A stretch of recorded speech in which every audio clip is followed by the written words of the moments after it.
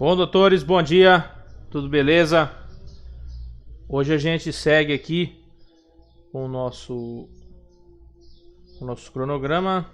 Bom dia! Hoje a gente segue aqui nosso cronograma e a gente já entra na parte de distúrbios hemodinâmicos. Beleza? Deixa eu projetar aqui para vocês.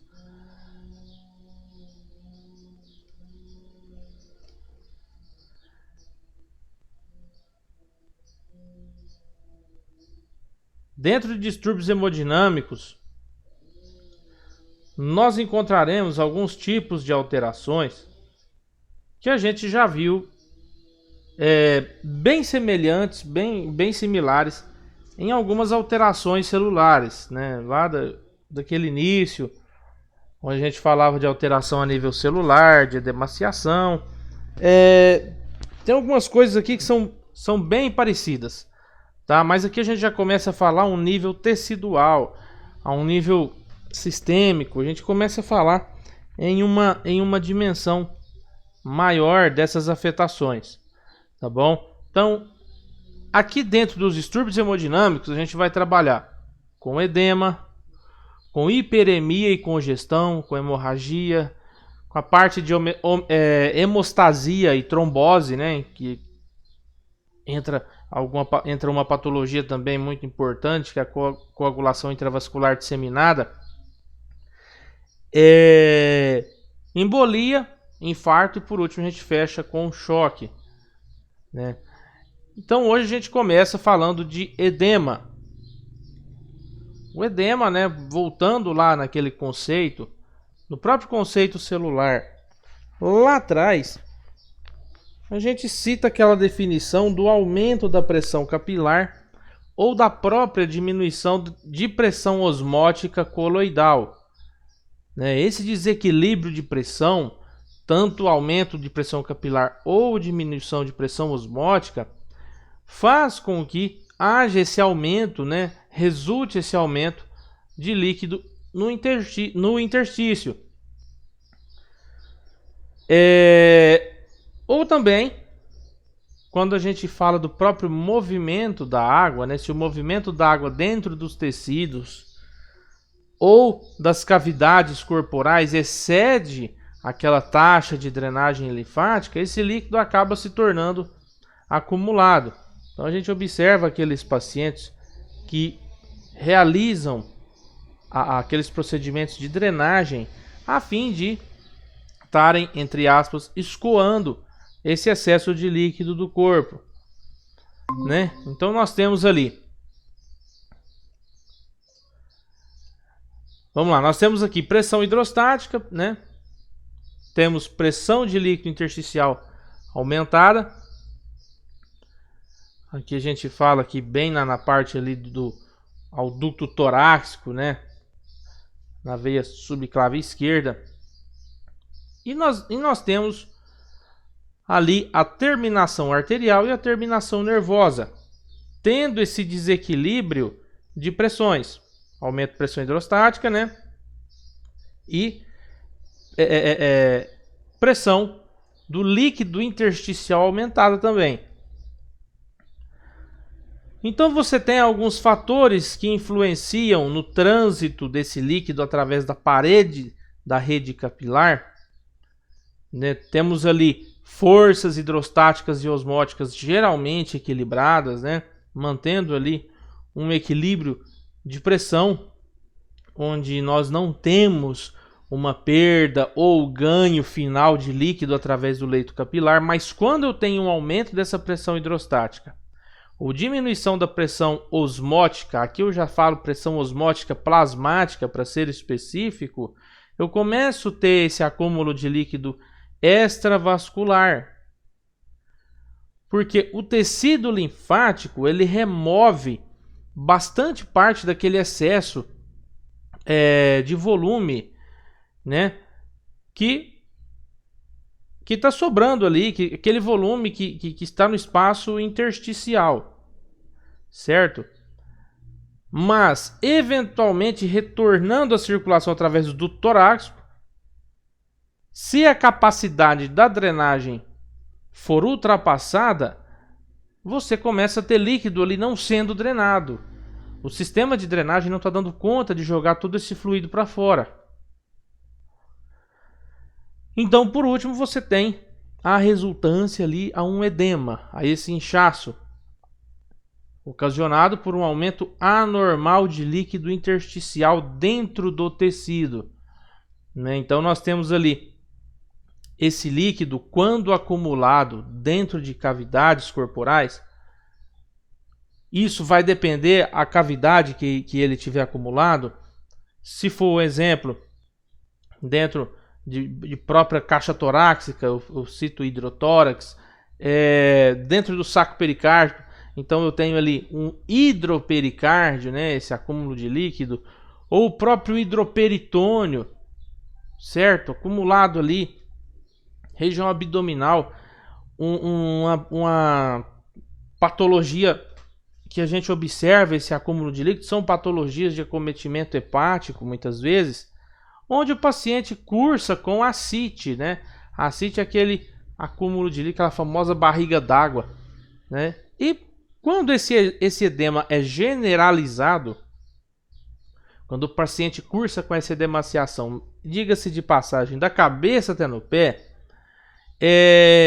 eu chamo essa terminologia de anasarca.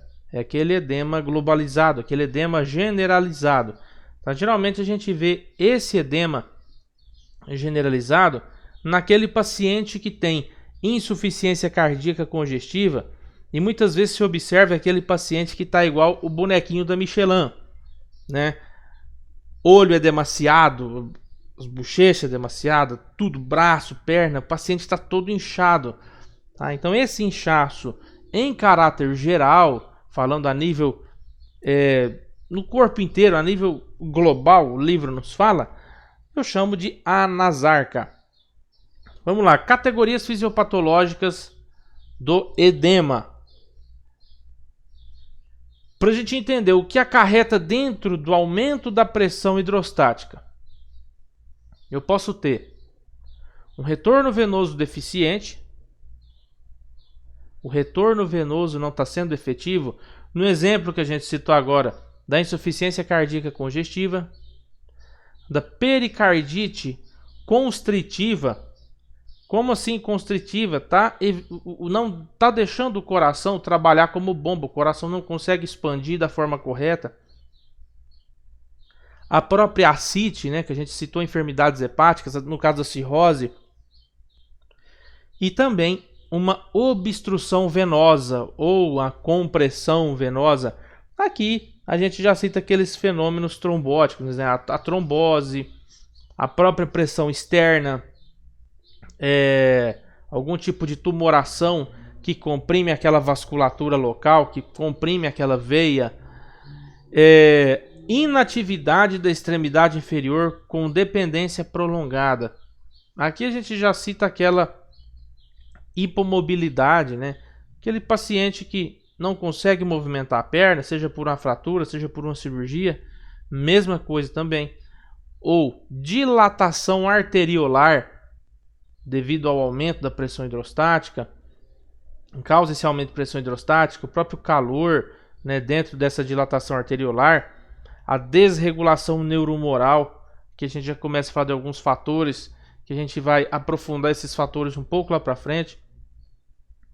Outra categoria que a gente cita dentro desse desequilíbrio hemodinâmico é a redução da pressão osmótica plasmática.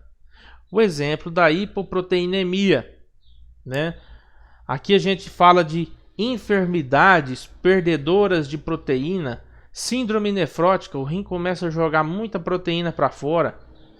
Então não há aquela boa absorção, aquela boa absorção de proteína, né? De novo entra a cirrose hepática, ou a própria desnutrição, tá? O déficit nutreico, ou gastroenteropatias perdedoras de proteína. Aqui o paciente perde proteína pelo aparelho digestivo. Síndrome nefrótica, ele perde proteína pelo rim, pelo aparelho urinário, e gastroenteropatia pelo sistema digestivo. beleza? Obstrução linfática, né, também, a própria obstrução desse sistema que drena esse excesso de líquido, seja obstruções inflamatórias, obstruções neoplásicas, né, algum tipo de patologia relacionada a algum câncer que obstrui essa via linfática, o próprio pós-cirúrgico, né, ou pós-irradiação, aquele paciente pós-radioterapia também cursa com essa obstrução linfática, e a própria retenção de sódio também, né, quando você tem uma ingestão excessiva de sal associado à insuficiência renal, a gente sabe que para cada molécula de sódio costuma reter 6 de água, e o próprio rim, durante a insuficiência, durante um paciente com insuficiência cardíaca, esse paciente começa a reter mais líquido, o rim, a fim de compensar essa insuficiência cardíaca, então aumenta a reabsorção tubular de sódio também, retém mais água, beleza? Também o aumento da secreção de reina-angiotensina-aldosterona, que eu citei o exemplo do paciente hipertenso, né?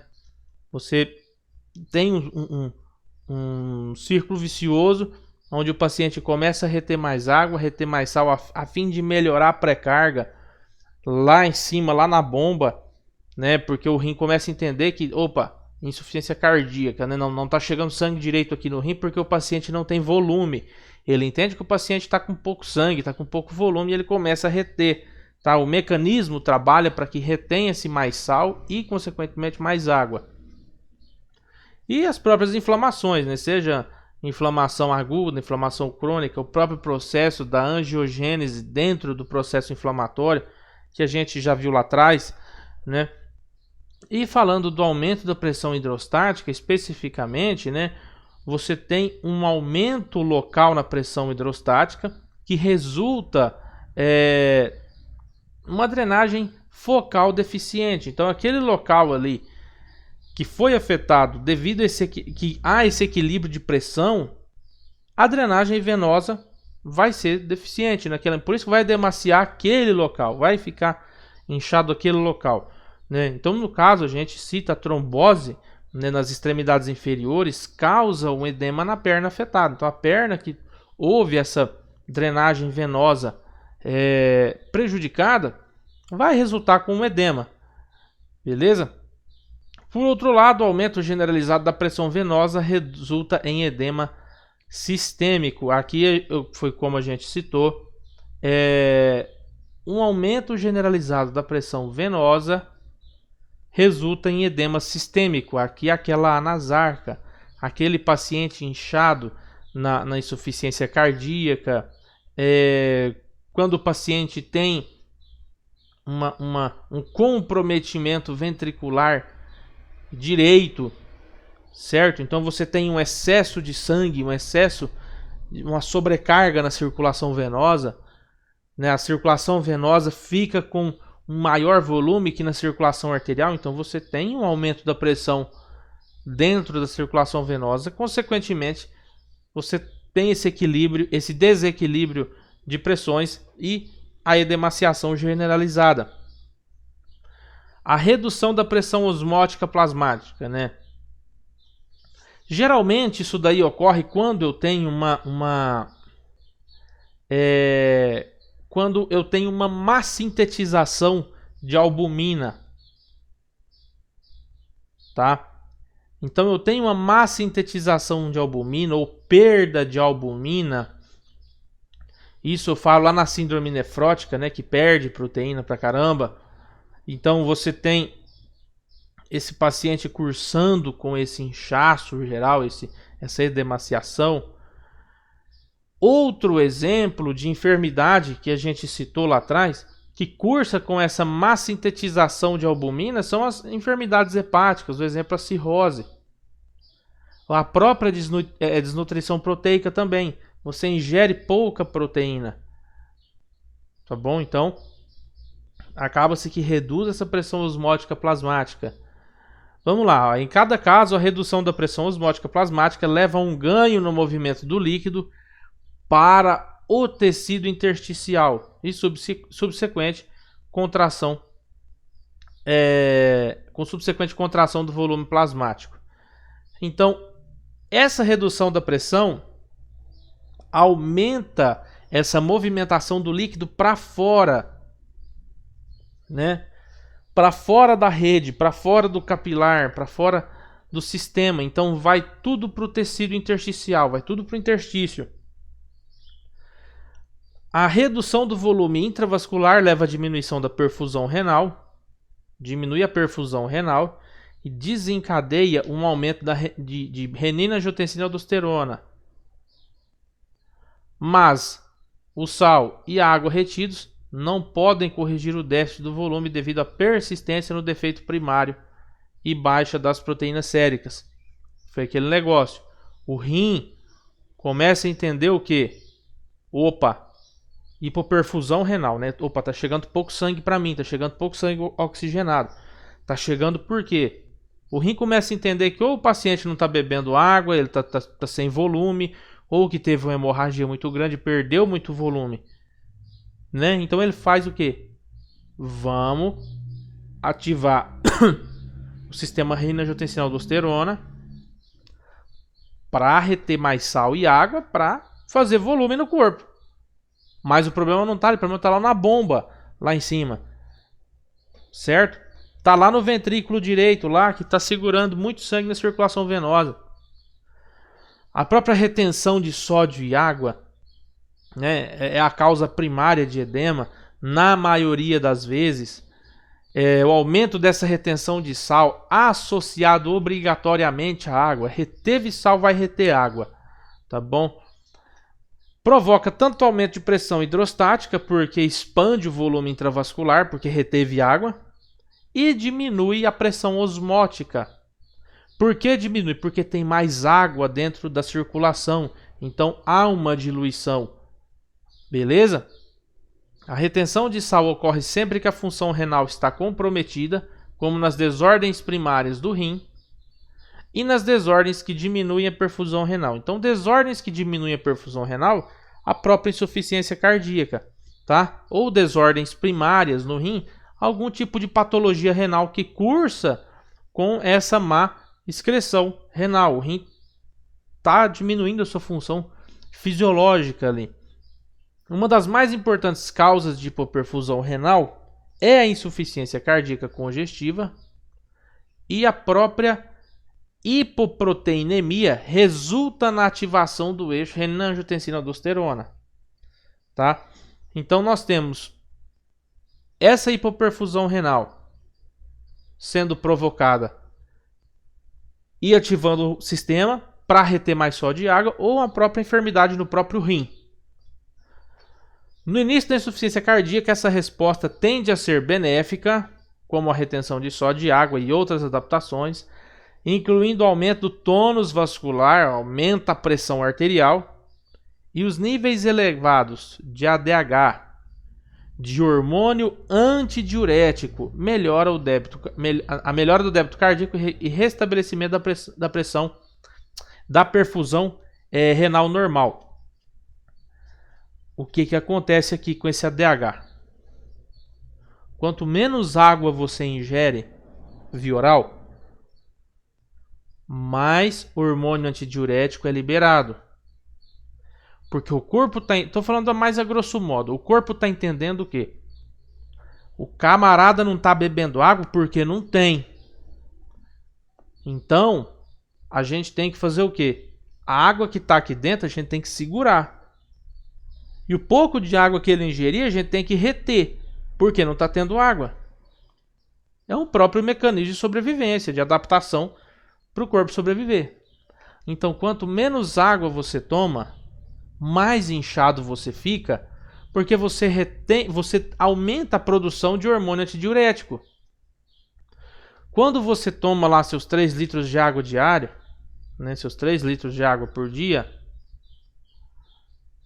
você começa a ter uma queda desse hormônio antidiurético. Antidiurético. Hormônio para não urinar. Então você começa a urinar de uma forma mais normal. Você começa a ter uma filtração melhor e uma retenção de líquido menor. Beleza? Contudo, com o agravamento da insuficiência cardíaca e diminuição do débito cardíaco, o líquido retido apenas aumenta a pressão venosa. Tá? Esse excesso de carga na pressão venosa começa a aumentar cada vez mais.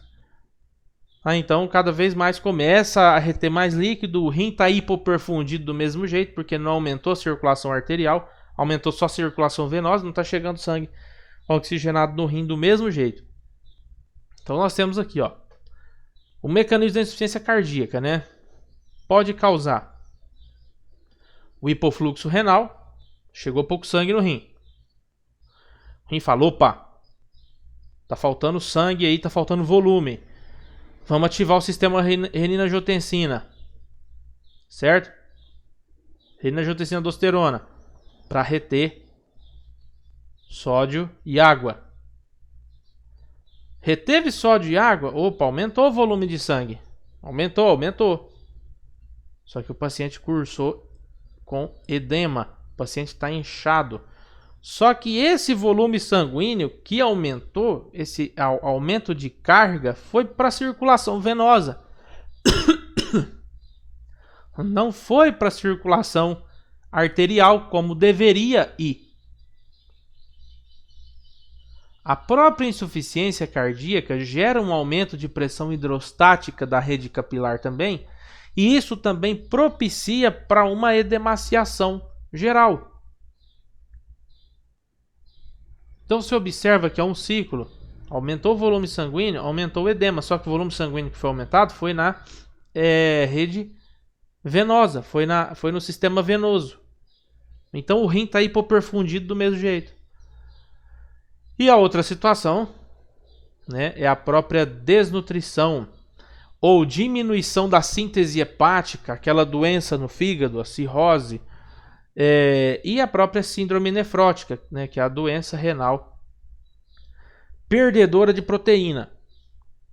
Nessa situação nós temos uma diminuição da albumina plasmática, porque ou a albumina está sendo jogada fora, ou a albumina está sendo mal sintetizada pelo fígado.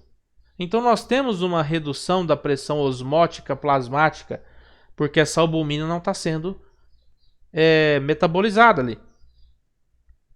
Desregulou a pressão, fuga de líquido para o espaço intersticial. Beleza?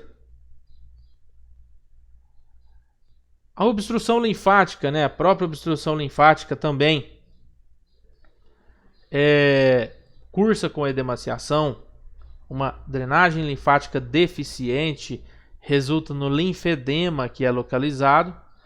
Suas causas incluem inflamação crônica com fibrose, tumores, né? Aqui a gente fala de tumorações malignas invasivas, os famosos linfomas, né? Alterações físicas, danos por radiações e alguns agentes infecciosos também. Exemplo clássico de problema na rede de drenagem linfática. A própria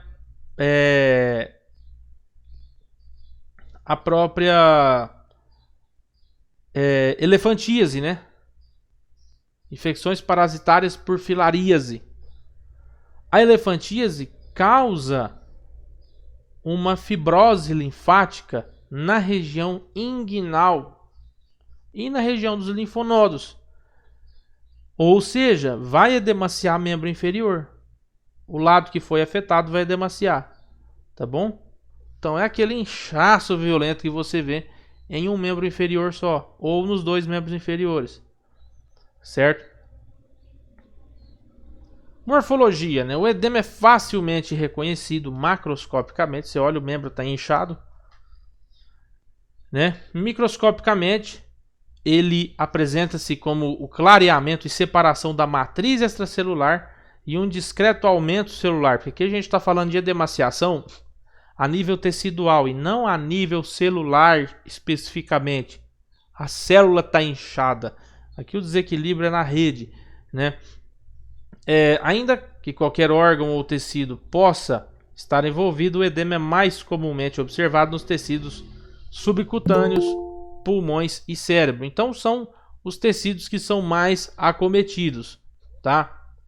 O edema subcutâneo pode ser difuso ou pode ser mais evidente em regiões com alta pressão hidrostática, e na maioria dos casos a distribuição é influenciada pela gravidade, sendo denominado de edema dependente. Então é aquele caso que você vê aquele paciente que vai chegar no seu consultório e falar assim: doutor, quando eu fico muito em pé, muito tempo em pé, 2 horas, 3 horas, minhas pernas ficam muito inchadas, tá? É esse exemplo de edema dependente, tá? A distribuição é influenciada pela gravidade. Então você faz um teste no seu paciente que chama teste de Cacifo, né? O paciente cursa com edema de Cacifo. Então você faz uma pressão digital, né? Pressiona ali com o dedo ali o tecido subcutâneo que está edemaciado. Faz essa pressão ali por uns 5 segundos por aí e solta. Quando solta, você observa que fica aquele buraco, né? Isso chama sinal de Cacifo. No Paraguai vocês vão ouvir como sinal de fóvea de Godet, tá bom? Sinal de fóvea de Godet. Aqui no Brasil a gente usa a terminologia Cacifo. O edema resultante de uma disfunção renal pode afetar todas as partes do corpo e muitas vezes manifestar-se inicialmente nos tecidos, como uma matriz do tecido conjuntivo, nas pálpebras, né? Então aquele paciente que tem disfunção renal, aquele paciente que é nefropata, você observa que é muito comum edema de pálpebras. Às vezes o paciente acorda e fala: acordei com as pálpebras, acordei com o olho nem abrindo, tão inchado, tá? Então você tem um aspecto, uma edemaciação periorbital, né? Isso já indica sinais de enfermidades renais de caráter grave, né? Aquele paciente que incha de forma global, mas ele incha até as pálpebras, né? Até a região periorbital. É o famoso paciente que a gente fala que está igual o bonequinho da Michelin. Ele está todo inchado, todo gordinho assim, mas é puro líquido, é puro edema. Já no edema pulmonar, né?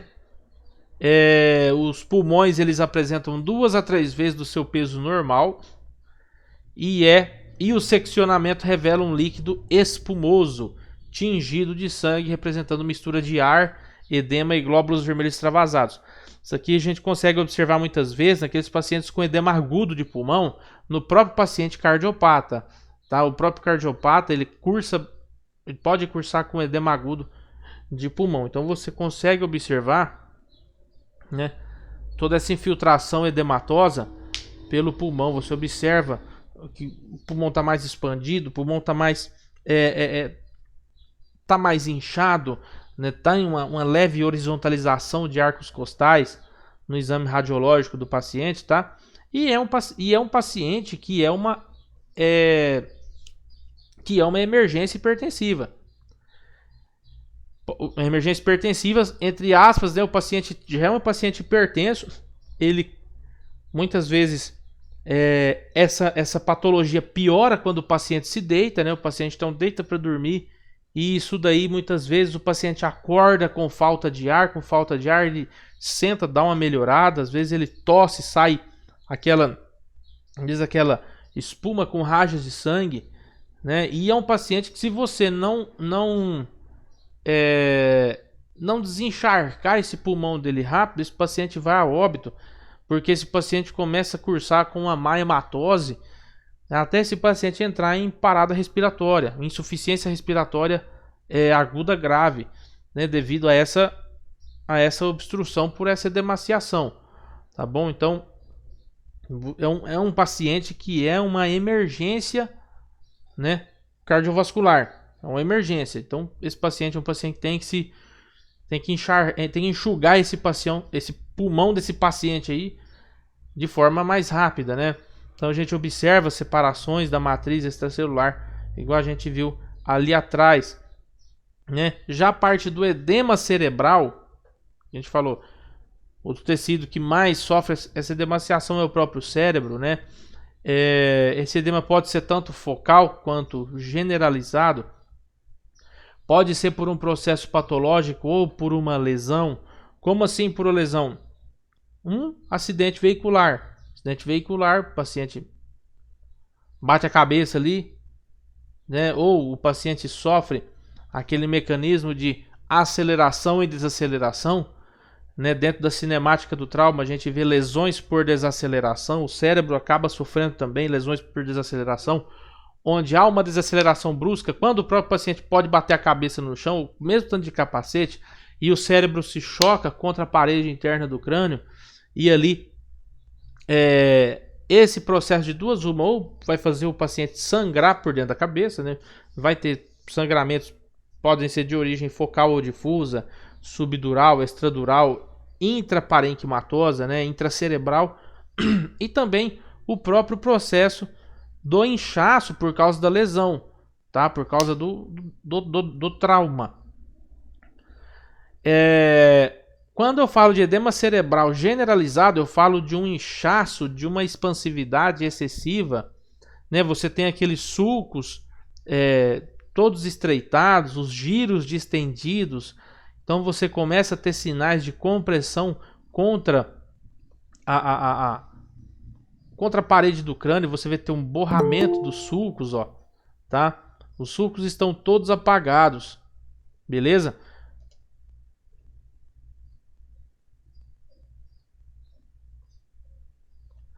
Você começa a ter um borramento dos sulcos, os sulcos estão todos apagados, você observa que o cérebro está bem espremido mesmo aqui na própria calota, né? Dentro da própria caixa craniana. E quais são as consequências clínicas disso daí? Isso vai variar, tá bom? Varia desde uma condição apenas desagradável até para uma condição rapidamente fatal. Vai depender o que está inchado, o que está edemaciado, tá bom? Geralmente um edema de tecido subcutâneo, ele sinaliza doenças de base em potencial, como enfermidades cardíacas ou enfermidades renais, né? Ou seja, quando significativo, ele também pode prejudicar a cura de feridas e eliminação de infecção.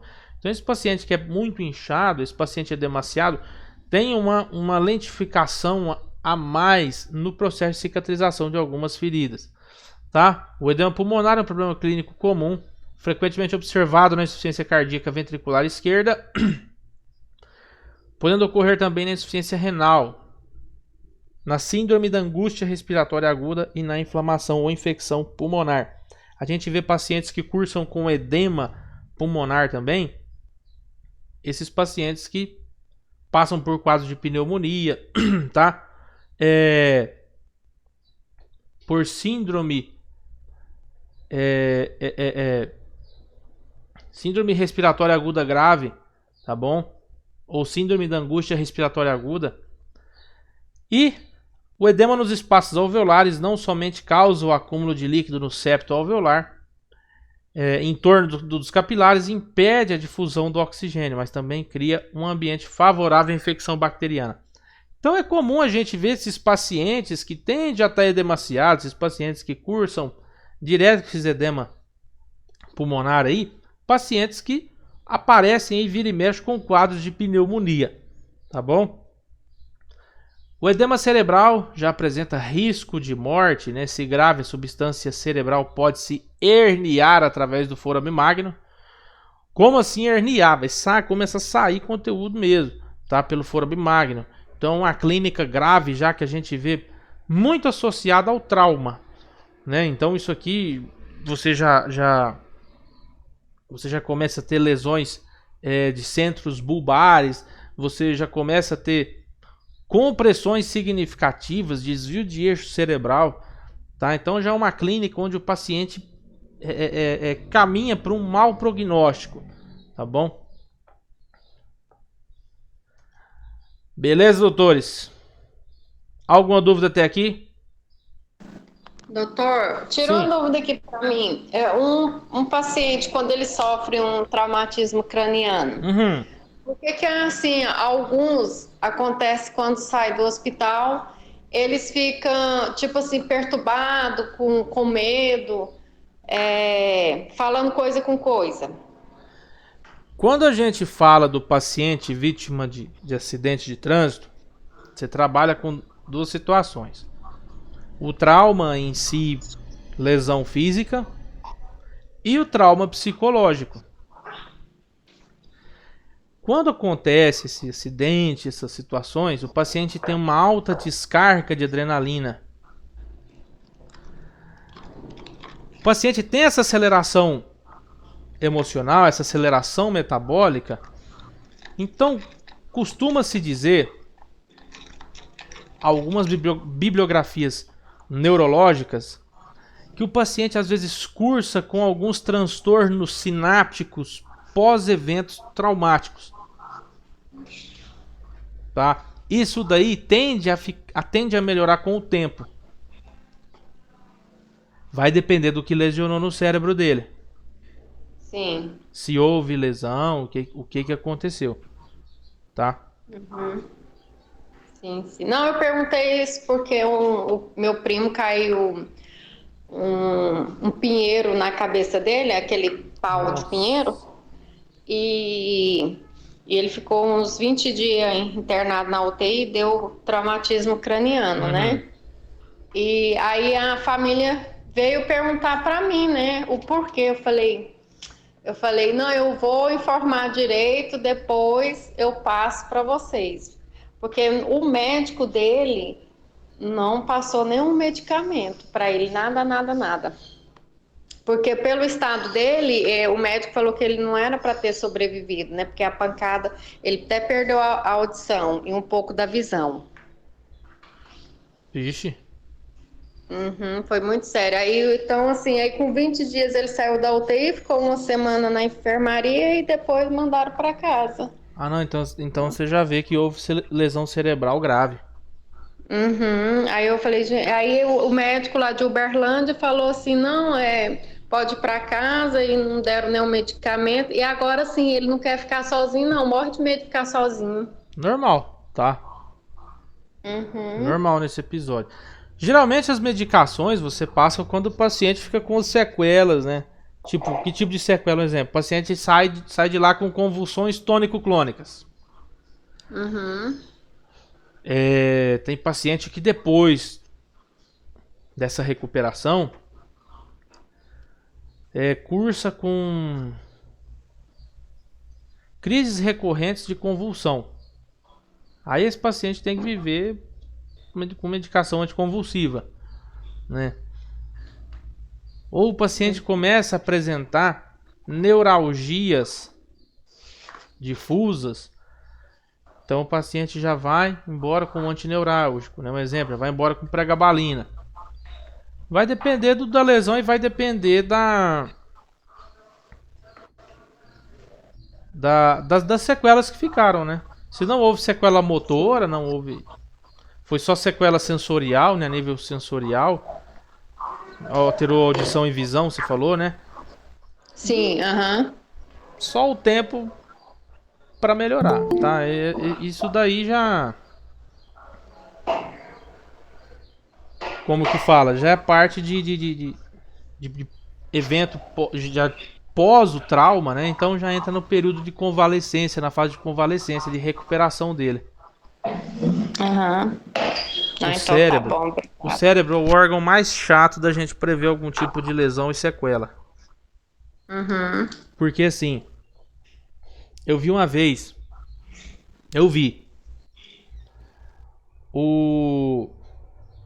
PHTLS, né, o protocolo extra-hospitalar, as atualizações, hoje, antigamente a gente chegava na cena do trauma e todo paciente que estava em pé a gente deitava na prancha. A gente colocava ele na prancha e põe na ambulância. Hoje não. Hoje, se o paciente está em pé na cena do trauma, a gente coloca o colar cervical, né? Deita ele na maca mesmo e leva embora. Não precisa fazer essa restrição de movimento de coluna, porque o paciente já estava em pé. Eu já vi a gente chegar na cena do trauma, uma paciente andando, conversando normal. Vamos para o hospital, senhora? Assim, assim, assim. Não, vamos. Beleza, mas eu tô bem, não tô sentindo nada. E colar cervical, deitamos o paciente na maca.